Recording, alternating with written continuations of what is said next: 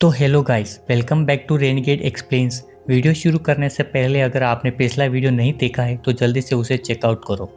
तो जैसा कि हमने पिछले वीडियो में देखा था कि कैसे जाओजिंगशा अपनी साजिश करके वांगलिन को फिफ्थ सिस्टर की हेल्प से उसे हेवनली फेट सेक्ट के हज़ारों किलोमीटर दूर टेलीपोर्ट कर देता है ताकि उसे वहां सप्रेस कर सके। अब आगे वांगलिन हवा में खड़ा हुआ था और उसे घिरे हुए 4 लोग उसके साइड में खड़े हुए थे। जाओ जिंगशा, सेकंड ब्रदर और ब्लू डिविजन्स के वो 2 लोग। अगर वांगलिन हिलने की कोशिश करता तो वो चारों उस पर अटैक कर देते। उनका मकसद वांगलिन को मारना नहीं बल्कि उसे सप्रेस करना था। फोर्थ सिस्टर ने धीरे से कहा, अगर सेवंथ ब्रदर इस स्पेल में इंटरेस्टेड है तो मैं बाद में उसे सिखा दूंगी, लेकिन अभी के लिए उम्मीद है कि तुम शांति से यहाँ 3 साल तक क्लोज डोर कल्टीवेशन करो। 3 साल बाद मैं आऊँगी और तुम्हें यहाँ से आज़ाद कर दूंगी। वांगलिन ने आसपास देखा। ये जगह अजीब पत्थरों से घिरी हुई थी। ये साफ तौर पर रेस्ट्रिक्शंस थे। वांगलिन ने कहा, क्या सीनियर अप्रेंटिस सिस्टर को लगता है कि वो इन मामूली रेस्ट्रिक्शन से मुझे कैद कर सकती है? तभी वांगलिन ने अपना हाथ हिलाया और एक वाइट सोर्ड उसके हाथ में आ गई और उसने उसे ज़मीन पर एक पत्थर की तरफ मारा। लेकिन वो सोर्ड 100 फीट भी नहीं गई कि स्लो हो गई और टुकड़ों टुकड़ों में बिखर गई।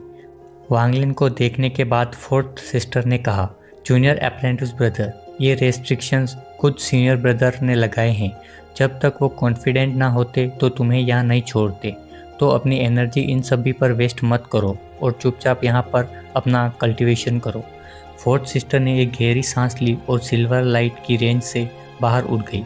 उसने मुड़कर वांगलिन को देखा और धीरे से कहा, सीनियर अप्रेंटिस ब्रदर, जो एहसान मुझ पर था वो मैंने चुका दिया है। आज के बाद हमारे बीच कोई रिश्ता नहीं है। ये कहकर फिफ्थ सीनियर सिस्टर वहाँ से चली गई। वांगलिन ने उसे जाते हुए देखा, फिर अपनी सेलेस्टियल स्वॉर्ड निकाली। उसने एक पावरफुल स्लैश मारा, लेकिन स्वॉर्ड एनर्जी जितना आगे गई उतनी वीक होती गई और 3 सांस के अंदर गायब हो गई। वांगलिन ने सोचा और फिर सीधा आसमान की तरफ चार्ज किया। जैसे ही वो ऊपर उड़ा, उसे एक पावरफुल फोर्स ने रोक लिया। ये फोर्स इतनी स्ट्रॉन्ग थी जैसे पूरा आसमान उसे नीचे धकेल रहा हो। वांगलिन ने हार नहीं मानी। उसने दहाड़ मारी और फिर तेज़ी से वापस ऊपर उड़ा। ऊपर से आने वाला प्रेशर एक late stage soul transformation cultivator की पूरी ताकत के बराबर था। वांगलिन का चेहरा पीला पड़ गया और वो किसी मेट्योर की तरह वापस ज़मीन की तरफ गिरा। ज़मीन के आसपास काफ़ी क्रैक्स आ गए थे। इसके बाद उसने अपनी स्वॉर्ड निकाली और स्वॉर्ड स्पिरिट जूली को और हाफ मून ब्लेड को भेजा, पर प्रेशर और बढ़ गया और जूली को चिल्लाता हुआ वापस आया। मास्टर, ये नहीं हो सकता। मैं इस अजीब सी चीज़ को नहीं तोड़ सकता। वांगलिन ने अपनी स्वॉर्ड और ब्लेड वापस बुला ली। वो समझ गया कि ये लोग क्या चाहते हैं। उसने मन में सोचा, ये लोग मुझे यहाँ तब तक कैद रखना चाहते हैं जब तक ट्रू डिसाइपल्स का डिसीजन नहीं हो जाता। मैं उन्हें अपनी मर्ज़ी कैसे करने दे सकता हूँ? क्योंकि ये जगह सुनसान है, मैं इस जगह को कल्टीवेशन के लिए यूज़ कर सकता हूँ। एक बार मैं सोल ट्रांसफॉर्मेशन के मिडल स्टेज पर पहुँच जाऊँ तो मैं पक्का यहाँ से इसे तोड़कर बाहर निकल सकता हूँ और ट्रू डिसाइपल्स के पोजीशन के लिए लड़ सकता हूँ। ये सोचकर वांगलिन उस पत्थर से गायब हो गया और फॉरेस्ट की गहराइयों में चला गया। वांगलिन जंगल की गहराइयों में एक पत्थर पर बैठ गया। उसने अपने बैग को निकाला। अचानक काउंटलेस सेलेस्टियल जेट्स बाहर निकले और उसके आसपास घूमने लगे। दूर से देखने पर वांगलिन उन जेट्स के बीच में काफ़ी अलग दिख रहा था। उसकी आंखें टॉर्च की तरह चमक रही थी। जैसे ही उसने इशारा किया, एक सेलेस्टियल जेट उड़कर उसकी उंगली के पास आया। जैसे ही उसकी उंगली ने जेड को टच किया, क्रैक की आवाज़ आई और जेड पर क्रैक पड़ गए। जेड का रंग मिल्की वाइट से ग्रे हुआ और फिर वो धूल बनकर बिखर गया। इस प्रोसेस में वांगलिन ने जेड के अंदर की सेलेस्टियल स्पिरिचुअल एनर्जी को खींच लिया था। एक के बाद एक जेट्स आते गए और धूल में बनते गए, बिल्कुल वैसे ही जैसे मौत आग की तरफ भागते हैं। वक्त गुजरता गया और वांगलिन को टाइम का होश ही नहीं रहा, क्योंकि उसका पूरा ध्यान कल्टीवेशन पर ही था। धीरे धीरे उसके पीछे एक गोल्डन हेलो बनने लगा। ये हेलो तब तक बनता है जब किसी की बॉडी सेलेस्टियल स्पिरिचुअल एनर्जी से पूरी तरह भर नहीं जाती। कुछ देर बाद वांगलिन ने देखा कि सिर्फ कुछ ही जेट्स बचे हैं। उसने वापस अपने बैग को टच किया और जो भी जेट उसमें थे वो सब बाहर निकाल लिए। इस बार उसने सोचा और डिसाइड किया कि वो मैसिव एब्जॉर्प्शन करेगा। सारे जेट्स एक साथ अंदर से कोलैप्स होने लगे। उन टूटते हुए जेट से निकलने वाली अनंत एनर्जी सीधा वांगलिन के बॉडी में जाने लगी। इस तरह कल्टीवेशन करते हुए 3 महीने पलक झपकते ही बीत गए। 3 महीने बाद वो दिन आ ही गया जिसका सबको बेसब्री से इंतज़ार था। यह प्लेनेट तियान्युन पर हर 10,000 सालों में होने वाला एक ग्रैंड सेलिब्रेशन था, ऑल सिर का बर्थडे। ऑल सिर हर 10,000 साल में अपना बर्थडे मनाता था और इस मौके पर पूरे प्लेनेट जश्न में डूब जाता था। यहाँ तक कि कल्टीवेशन अलायंस भी अपने रिप्रेजेंटेटिव भेजती थी बर्थडे पार्टी अटेंड करने के लिए, जो एक रैंक 7 प्लेनेट के लिए बहुत ही रेयर बात थी। प्लेनेट के आसपास की पर्पल फोग अब एक पर्पल बेल्ट बन चुकी थी। आसपास के 5 छोटे प्लेनेट्स और आउटर प्लेनेट्स के ओल्ड मॉन्स्टर्स भी गिफ्ट लेकर पहुंच रहे थे। इस दिन गेस्ट को ग्रीट करने की जिम्मेदारी पर्पल डिवीजन्स के सीनियर अप्रेंटिस ब्रदर जाओ जिंगशा की थी। जाओ जिंगशा देखने में बहुत एलिगेंट लग रहा था। उसने गोल्डन सिल्क वेन्स वाला पर्पल रोब पहना था और चेहरे पर एक जेंटल स्माइल थी। वो ऊपर से नीचे प्लेनेट को देख रहा था और अपने आप से बातें कर रहा था। उसने मन ही मन कहा, यह पहली बार है जब मैं मास्टर के बर्थडे सेलिब्रेशन में शामिल हो रहा हूँ। यूनलो सेक्ट के जूनियर सेक्ट मास्टर काफ़ी सही बंदा लगा मुझे, पर उसका ध्यान अपने राइवल्स पर गया, खासकर वांगलिन पर। उसने सोचा, अनफॉर्चुनेटली सीनियर ब्रदर वांगलिन दोस्त नहीं बन पाएगा। 7th ब्रदर, हमारे बीच कोई दुश्मनी नहीं है, पर तुम्हें ट्रू डिसिपल्स का टाइटल मैं नहीं लेने दे सकता। जाओ जिंगशा के इरादे साफ थे। वो सोच रहा था कि मास्टर का बर्थडे ही वो वक्त है जब पर्पल डिवीजन्स का ट्रू डिसिपल्स चुना जाएगा। 2nd ब्रदर हार मान चुका है, 3rd ब्रदर मेरे लायक नहीं है और 4th सिस्टर को मैं संभाल लूँगा। 5th सिस्टर जेल में है और 6th ब्रदर का कुछ अता पता नहीं है, इसलिए ट्रू डिसिपल्स का टाइटल तो अब मुझे ही जाएगा। जैसे जैसे दिन चढ़ता गया और भी गेस्ट आते गए। हेवनली फेट सेक्ट के आसपास गेस्ट के रहने के लिए हज़ारों लॉफ्ट बनाए गए थे। ऊपर से देखने पर बीच में माउंटेन थी और उसके आसपास 7 अलग अलग रंग के स्टार्स थे। बर्थडे के दिन मौसम बिल्कुल साफ था। टोटल 8 जगह सेलिब्रेशन हो रहा था, 7 डिविजन्स में और एक मेन सेक्ट में। तभी सीन शिफ्ट होता है और हमें वांगलिन का सीन दिखाया जाता है। वांगलिन ने धीरे से अपनी आंखें खोली। आंखें खोलते ही आसमान का रंग बदल गया और सारे बादल पागलों की तरह बिखरने लगे। उसने धीरे से अपना हाथ हिलाया और वो सारी ओरा वॉयलेंट होकर चारों दिशाओं में फैल गई। हर तरफ से टूटने की आवाज़ें आने लगी और देखते ही देखते पूरा स्टोन फॉरेस्ट धूल बनकर गायब हो गया। वहाँ अब बस वो स्टंप बचा था जिस पर वो बैठा हुआ था। जैसे ही वांगलिन खड़ा हुआ, उसकी बॉडी से एक बहुत पावरफुल ओरा बाहर निकला, लेकिन कुछ ही देर बाद वो पावरफुल ओरा वापस वांगलिन की बॉडी में चला गया। ये नज़ारा ऐसा था जैसे कोई क्लाउड ड्रैगन बादलों को खा रहा हो और समुद्र को पी रहा हो। वांगलिन ने खड़े होकर धीरे से कहा, पर्पल डिविजन्स, मैं आ रहा हूँ। वांगलिन ने एक कदम आगे बढ़ाया और वो गायब हो गया, पर जब वो कुछ 100 फीट ऊपर हवा में आया तो एक सिल्वर लाइट ने उसे रोक दिया। ये वही जगह थी जहाँ वो 3 महीने से कल्टीवेट कर रहा था, पर आज वो रुका नहीं बल्कि एक मिट्योर की तरह तेज़ी से आगे बढ़ने लगा। सिल्वर लाइट ने उसे रोकने की कोशिश की, जिससे वांगलिन एक पल के लिए रुका। दूर से देखने पर ऐसा लग रहा था जैसे एक सिल्वर माउंटेन आसमान की तरफ जा रहा है। आसमान में लगे उन रेस्ट्रिक्शंस को तोड़ने के लिए वांगलिन ने अपना फर्स्ट अटैक किया, द फिंगर ऑफ डिस्ट्रक्शन, जो सितुनान ने उसे सिखाई थी। लेकिन इस अटैक से वो रेस्ट्रिक्शंस टूट नहीं पाए, लेकिन वो थोड़े वीक ज़रूर हो गए थे। इस बार वांगलिन की आंखों में एक डेमोनिक लाइट दिखाई दी। उसने दूसरी टेक्निक का इस्तेमाल किया, द डेमोनिक फिंगर। उसने धीरे से कहा। उसने सोचा, सितुनान ने कहा था कि जितनी हाई मेरी कल्टीवेशन होगी, डेमोनिक फिंगर उतनी ही स्ट्रॉन्ग होगी। मैं अब सोल ट्रांसफॉर्मेशन के मिडल स्टेज पर हूँ, तो ये पहले से कई गुना ज़्यादा ताकतवर होगी। उसके हाथ में एक पर्पल फ्लेम जलने लगी, जिससे एक खौफनाक डेमोनिक ऑरा निकल रहा था। ऐसा लग रहा था जैसे कोई डेमन लॉर्ड पैदा हुआ हो। यह प्रोसेस उससे तकलीफ नहीं दे रहा था, बल्कि उसे बड़ा मज़ा आ रहा था। वांगलिन ने अपनी उंगली आगे बढ़ाई। जैसे ही वो पर्पल आग सिल्वर लाइट से टकराई, वो लाइट एक कागज़ की तरह जलने लगी। सिर्फ 3 सांसों के वक्त में वो पूरी सिल्वर लाइट की दीवार जलकर राख हो गई और आसमान में लगे सारे रेस्ट्रिक्शंस भी गायब हो गए। अब वांगलिन आज़ाद था, पर उसे हेवनली फेट सेक्ट वापस जाने का रास्ता नहीं पता था। तभी वांगलिन ने अपने बैग से सोल फ्लैग को बाहर निकाला और साओ यीदो की सोल को बुलाया।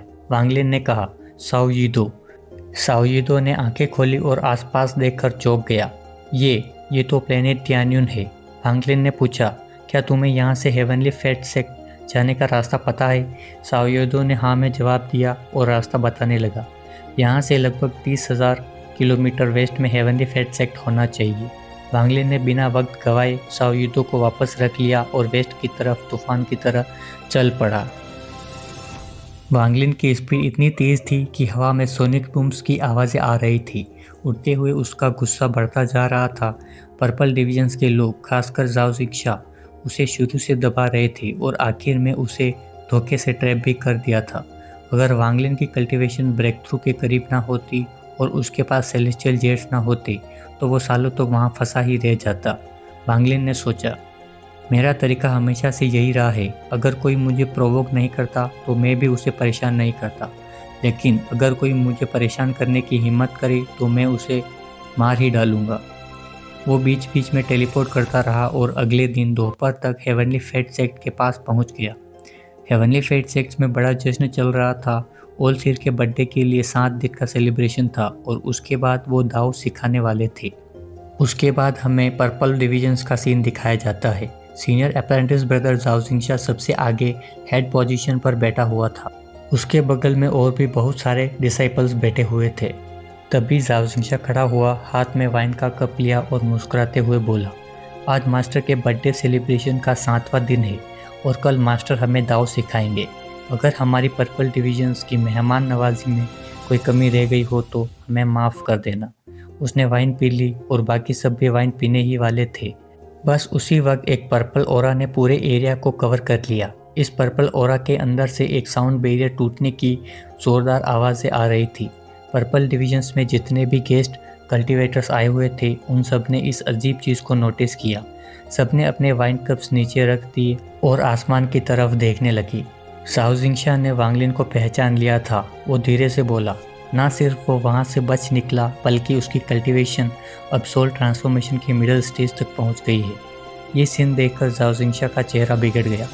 उसने गुस्से में अपना हाथ खींचा और वाइन कप को क्रश कर दिया।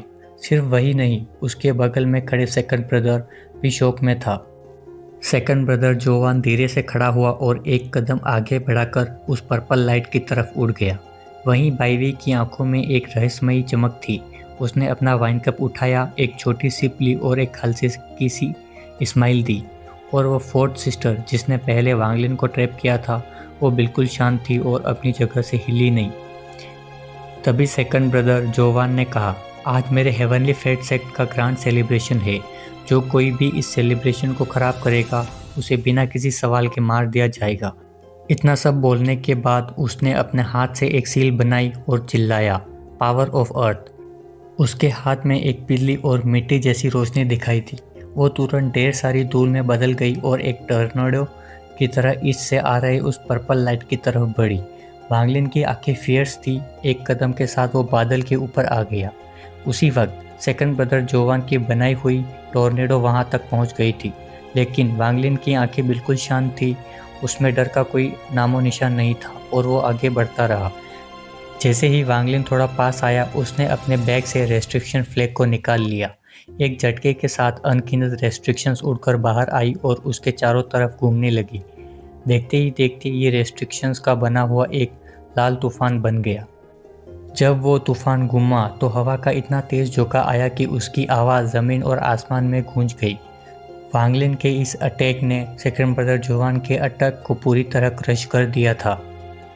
वांगलिन बड़े शांति से टोर्नेडो से बाहर निकला और ठंडी नज़रों से सेकंड ब्रदर जोवान को घूरने लगा और कहा, सीनियर ब्रदर, तुमने मुझे 2 बार प्रोवोक कर दिया है। अगर मैंने तुम्हें आज नहीं मारा तो मेरा नाम भी वांगलिन नहीं।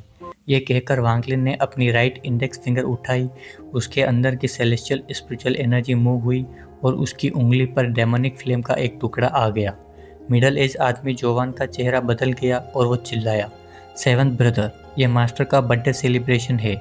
इतने सारे फेलो कल्टीवेटर्स के सामने तुम ऐसी हरकत मत करो। वांगलिन का चेहरा शांत था। उसने आसपास के कल्टीवेटर को देखा। वो सब ठंडी नज़रों से तमाशा देख रहे थे और किसी का भी मदद करने का कोई इरादा भी नहीं लग रहा था। वांगलिन ने ठंडे शब्दों में कहा, फेलो कल्टीवेटर्स, आज मेरी पर्पल डिवीजन्स का कंपटीशन है। अगर किसी आउटसाइडर ने बीच में आने की कोशिश की तो बाद में मत कहना कि हेवनली फेट सेक्ट ने इस मामले की जांच नहीं की। ये बोलते ही वांग लिन ने एक कदम आगे बढ़ाया और अपनी इंडेक्स फिंगर जोवान की तरफ कर दी। जोवान डर के मारे पीछे हटा। वो पहले भी इस डेमनिक फ्लेम से सफ़र कर चुका था और अब इसे दोबारा देखकर उसके दिमाग में भागने का ख्याल आया। तभी जाओ जिंगशा आगे आया और उस जोवान के सामने खड़ा हो गया। जाओ जिंगशा बोला, सेवंथ ब्रदर वांग लिन, अपनी सीट पर वापस जाओ। आज पर्पल डिवीजन्स के कंपटीशन का दिन नहीं है। वांग लिन ने जाओ जिंगशा की तरफ देखा तक नहीं। उसने अपनी उंगली फ्लिक की और डेमनिक फायर शूट कर दी। जैसे ही वो फ्लेम निकली वो अचानक बड़ी हो गई और बादलों को पर्पल रंग में रंग दिया। लोग चिल्ला उठे, डेमनिक फ्लेम। नीचे बैठे कुछ गेस्ट बातें कर रहे थे। क्या तुमने सुना? इसने उसे सेवंथ ब्रदर कहकर बुलाया। क्या ये पर्पल डिवीजन्स का सेवंथ डिसाइपल है? डेमनिक फ्लेम सीधा उस मिडल एज आदमी जोवान की तरफ बढ़ी। जाओ जिंगशा का एक्सप्रेशन काफ़ी डार्क हो गया। उसने एक सील बनाई और धीरे से कहा, the haven earth Mantra of freedom. उसके राइट हैंड से वाइट लाइट की एक रिंग निकली। ये रिंग फैली और फ्लेम को घेर लिया। लेकिन वांग लिन ने मजाक उड़ाते हुए कहा, एक्सप्लोड। एक पल में वाइट रिंग के अंदर फंसी हुई डेमनिक फ्लेम वॉयलेंटली चमकने लगी और बस पलक झपकते ही एक हेवन शेटरिंग एक्सप्लोजन हुआ। डेमनिक फ्लेम टूटकर खुद ही एक्सप्लोड हो गई। यह धमाका फ्लेम के अंदर से हुआ था। इसके बाद एक ऐसा डेमनिक ऑरा निकला जो सिर्फ वही पैदा कर सकता है जो डेमनिक पाथ पर चलता हो। वाइट रिंग ने थोड़ी देर रेजिस्ट किया, लेकिन फिर वो पर्पल फ्लेम्स में जलकर राख हो गई। सिर्फ 3 सांस लेने जितने वक्त में सारी वाइट रिंग्स जल गई। जाओ जिंगशा का चेहरा काफ़ी पीला पड़ चुका था और वो तेज़ी से पीछे हटा। सेकंड ब्रदर भी बिना देर किए पीछे भागा। बाकी कल्टीवेटर्स भी अपनी जान बचाकर पीछे भागने लगे। धमाके से 1000 फीट के दायरे में सब कुछ राख हो गया। यहाँ तक कि बादल भी पिघल गए और वहाँ एक बड़ा सा होल बन गया। वांग लिन बिजली की तेज़ी से मुँह हुआ। बिना कुछ बोले वो हाथ में सेलेस्टियल स्वॉर्ड लेकर आगे बढ़ा। उसने तलवार घुमाई और 10 फीट से ज़्यादा लंबी स्वॉर्ड एनर्जी उस मिडल एज आदमी जोवान पर गिरा दी। साथ ही हाफ मून ब्लेड भी शूट हुई। जब सेकंड ब्रदर को लगा कि वो बच नहीं पाएगा तो उसने चिल्लाया, forbidden technique, immortal demon body. उसकी बॉडी से क्रैकिंग्स की साउंड आने लगी। जैसे ही स्वॉर्ड एनर्जी आई वो काले धुएं में बदल गई। स्वॉर्ड एनर्जी ने मिस्ट को काट दिया, लेकिन मिस्ट वापस जुड़ गई और भागने लगी। वांग लिन ने एक स्माइल दी और सेलेस्टियल स्वॉर्ड उसके ऊपर फेंक दी। जुलिको की दहाड़ के साथ स्वॉर्ड ने मिस्ट का पीछा किया। हाफ मून ब्लेड भी उसके पीछे ही थी। वो मिस्ट के अंदर घुस गया और तबाही मचा दी। मिस्ट के अंदर से उस जोवान की दर्दनाक चीखें आने लगी। वांग लिन गायब हुआ और वहाँ प्रकट हुआ जहाँ मिस्ट भाग रहा था। वांग लिन ने ठंडे दिमाग से कहा, तुम बचकर नहीं जा पाओगे। मिस्ट के अंदर से चीखें आने लगी, आज मास्टर का बर्थडे सेलिब्रेशन है। अगर तुमने मुझे मारने की कोशिश की तो मास्टर तुम्हें सेक्ट से बाहर निकाल देंगे। वांग लिन की आंखें ठंडी थी। उसने बैग से सोल लेशर निकाला और सोल लेशर से उस जोवान पर वापस अटैक कर दिया। सोल लेशर के अटैक से उसकी वर्जिन सोल पर काफ़ी ज़्यादा इंजरीज आ गई थी। एक बैंग की आवाज़ के साथ 1000 फीट दूर ओरिजिन सोल कांप उठी। उसकी पीठ पर एक गहरा निशान पड़ गया था और उसकी सोल एसेंस बाहर निकलने लगी। वांग लिन टेलीपोर्ट होकर उसके सामने पहुंच गया और उसे पकड़ लिया। ओरिजिन सोल डर गया था और कुछ बोलने ही वाला था कि वांग लिन ने उसे सोल फ्लैग में फेंक दिया और उसे सोल फ्लैग में सील कर दिया। वांग लिन घूमा और जाओ जिंगशा की तरफ देखा, जो ये सब देख रहा था, और बोला, अब तुम्हारी बारी है।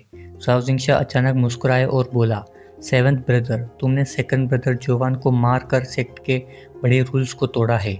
डिसिप्लिनरी एल्डर्स, इसे पकड़ो और मास्टर के पास ले जाओ। वांग लिन शांति से खड़ा हुआ था और उसने एक पावरफुल आवाज़ में कहा, जो कोई भी आज मेरे रास्ते में आएगा वो मेरा दुश्मन होगा। ये सब कहने के बाद वांग लिन ने सीधा जाओ जिंगशा की तरफ चार्ज किया। वहाँ खड़े डिसिप्लिनरी एल्डर्स भी डरे हुए थे। किसी की भी हिम्मत आगे आने की नहीं हुई। जाओ जिंगशा का चेहरा उतर गया और वो पीछे हटा। उसने बाईवी और फोर्थ सिस्टर को आवाज़ लगाई। फोर्थ सिस्टर शांति से बोली, मैंने 3 महीने पहले तुम्हारा एहसान चुका दिया था और ट्रू डिसिपल्स की पोजीशन के लिए कम्पीट ना करने का वादा भी किया था। अब मुझे कोई असली वजह दो कि मैं तुम्हारे मदद करूं। ये सब सुनने के बाद जाओ जिंगशा ने वांग लिन की तरफ देखा। उसकी आंखों में कुछ खतरनाक इरादे दिख रहे थे।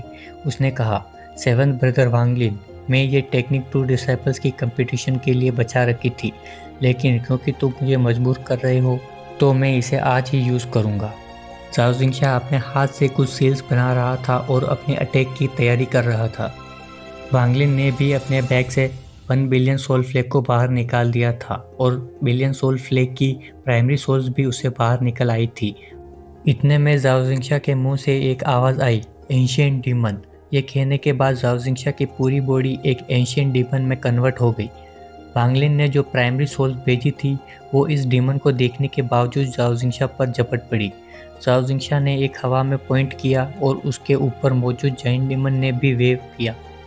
अचानक जाओ जिंगशा की उंगलियों से एक कॉम्प्लेक्स ऑरा निकलने लगा जो असल में उस डेमन्स की उंगली से आ रहा था। ये ऑरा स्पिरिचुअल एनर्जी से कई ज़्यादा पावरफुल था और सेलेस्टियल स्पिरिचुअल एनर्जी से कम नहीं था। जहाँ जाओ जिंगशा ने पॉइंट किया वहाँ एक रेड वॉर्टेक्स बन गया। वांगलिन के प्राइमरी सोल्स कंट्रोल खो बैठे और उस वॉर्टेक्स की तरफ खींच चले गए, लेकिन वांगलिन शांत था। उसने तुरंत अपना सोल फ्लैग निकाला। एक झटके में फ्लैग बड़ा हुआ और उसने उन सोल्स को वापस रेड वॉर्टेक्स से बाहर खींच लिया और वापस सोल फ्लैग में सील कर दिया। जाओ जिंगशा के उस एंशिएंट डीमन ने अपना हाथ वांगलिन की तरफ बढ़ाया। वांगलिन बिना कुछ बोले पीछे हटा और सील्स बनाने लग गया। तभी वांगलिन के हाथ से उसका ब्रेसलेट बाहर आया और उस ब्रेसलेट से गॉड स्लेइंग वॉर चैरियट भी बाहर निकल आया। चैरियट के बाहर आते ही वांगलिन ने एक कमांड दिया और चैरियट से एक जिद्दी स्पिरिट बीस्ट बाहर निकल आया। उस सेलेस्टियल बीस्ट ने डेमन को देखा और सीधा उस पर चार्ज कर दिया। डेमन की आंखें चमक उठी। उसने वांगलिन को छोड़कर स्पिरिट बीस्ट को पकड़ने के लिए हाथ बढ़ाया। स्पिरिट बीस्ट ने चैरियट को सीधा डेमन में स्मैश कर दिया। एक बहुत बड़ा धमाका हुआ, लेकिन सेलेस्टियल स्पिरिचुअल बीस्ट डेमन के हाथ के थ्रू सीधा उसकी बॉडी के अंदर चला गया। डेमन ने अपने चेस्ट में हाथ डाला और स्पिरिट बीस्ट को बाहर निकालने की कोशिश की। वो उसे खाने ही वाला था। तभी एक आवाज़ आती है, एविल क्रिएचर्स, इस ओल्ड मैन के लिए रुक जाओ। हेवनली फेट साइड की तरफ से एक आवाज़ आई। इस आवाज़ को सुनते ही डीमन डर गया और सेलेस्टियल स्पिरिट बीस्ट को छोड़ दिया। डीमन श्रिंक होकर ग्रीन लाइट बना और वापस जाओ जिंगशा के अंदर चला गया। जाओ जिंगशा ने खून की एक उल्टी की। तभी दूर से एक लाल बादल आया और एक ओल्ड मैन के शेप में बदल गया। ये आदमी रेड रोब पहने हुए था। उसका चेहरा थोड़ा लाल था और उससे शराब की स्मेल आ रही थी। उस ओल्ड मैन के प्रेशर से वो सेलेस्टियल स्पिरिचुअल बीस्ट वापस गॉड स्लिंग वॉर चैरियट में चला गया था। वांगलिन ने उस ब्रेसलेट को वापस उठा लिया और गॉड स्लिंग वॉर चैरियट को वापस रख लिया था। वांगलिन ने शांति से अपना बीस्ट ट्रैप उठाया और टेबल पर जाकर बैठ गया। जाओ जिंगशा ने उस ओल्ड मैन को अंकल मास्टर चिली कहकर ग्रीट किया। चिली ने डाटा कि उसके अंदर का डेमन स्पिरिट अभी नया है और उसे फोर्स से यूज़ नहीं करना चाहिए था। चिली ने जाओ जिंगशा को पकड़ा और फिर वांगलिन की तरफ देखा और स्माइल किया। छोटे दोस्त, तुम्हारे मास्टर को तुमसे बहुत ज़्यादा उम्मीदें हैं। तुम्हारा ये सीनियर ब्रदर अब टू डिसाइपल्स की कंपटीशन में भाग नहीं लेगा, तो तुम अब रिलैक्स कर सकते हो। चिली ने सबको गुड बाय कहा और जाओ जिंगशा को लेकर वहाँ से गायब हो गया। जाओ जिंगशा के चेहरे पर बहुत ही ज़्यादा गुस्सा भरा हुआ था। वांगलिन वहाँ बैठा हुआ सोच रहा था कि जाओ जिंगशा ने जो स्पेल यूज़ किया वो डोमेन अटैक नहीं था, बल्कि एंशिएंट गॉड की एक टेक्निक जैसा था। माहौल बदल चुका था। सब समझ गए थे कि ओलसिर के लिए वांगलिन कितना इम्पोर्टेंट है, क्योंकि सिर्फ जाओ जिंगशा को सज़ा मिली और वांगलिन को तारीफ। वहाँ मौजूद कल्टिवेटर्स चालाक थे। उन्हें पता था कि वांगलिन अब टू डिसाइपल्स बनने ही वाला है, इसलिए सब उससे दोस्ती करने और टोस्ट करने आगे बढ़ने लगे। वांगलिन ने भी स्माइल के साथ सभी को ग्रीट किया, क्योंकि वो प्लेनेट कैनियन पर अपनी जगह बनाना चाहता था। सेलिब्रेशंस की आखिरी दिन वांगलिन सेंटर ऑफ अटेंशन बन गया। वांगलिन ने उन सभी गेस्ट को भी ग्रीट किया और अपने फेलो डिसाइपल्स को भी ग्रीट किया। ये सब करने के बाद वांगलिन अपने पर्पल फॉरेस्ट पवेलियन में वापस चला गया रेस्ट करने के लिए। और अब मैं भी जा रहा हूँ रेस्ट करने के लिए। हम बाकी की स्टोरी कल कंटिन्यू करेंगे। Thank you.